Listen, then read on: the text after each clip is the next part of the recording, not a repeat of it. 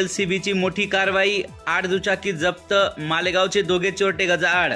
धुळे जिल्ह्यात वाढत्या दुचाकी चोरीच्या घटनांना आळा घालण्यासाठी स्थानिक गुन्हे शाखेने मोठी कारवाई करत 8 चोरीच्या दुचाकी जप्त केल्या असून मालेगाव येथील 2 सराईत चोरट्यांना अटक केली आहे।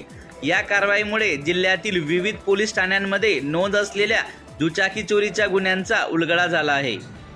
पोलिसांनी दिलेल्या माहितीनुसार जिल्ह्यातील विविध भागात दुचाकी चोरीच्या घटनांची मालिका सुरू होती।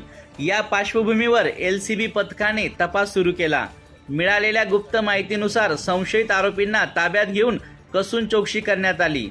चौकशीत आरोपींनी धुळे तसेच मालेगाव परिसरातून दुचाकी चोरी केल्याची कबुली दिली। यानंतर पोलिसांनी विविध ठिकाणी छापे टाकून Hero Splendor, fashion, Pulsar, TVS, Apache, Honda तसेच यामाहा आदी कंपन्यांचा एकूण 8 मोटरसायकली जप्त केल्या। जप्त करण्यात आलेल्या वाहनांची अंदाजे किंमत सुमारे 3,10,000 रुपये असल्याचे पोलिसांनी सांगितले।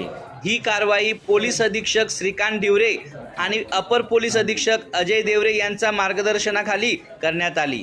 स्थानिक गुन्हे शाखेचे पोलीस निरीक्षक श्रीराम पवार तसेच त्यांच्या पथकाने ही कारवाई यशस्वी केली। या प्रकरणी पुढील तपास सुरू असून आरोपींकडून आणखी काही चोरीच्या घटनांचा उलगडा होण्याची शक्यता पोलिसांनी व्यक्त केली आहे।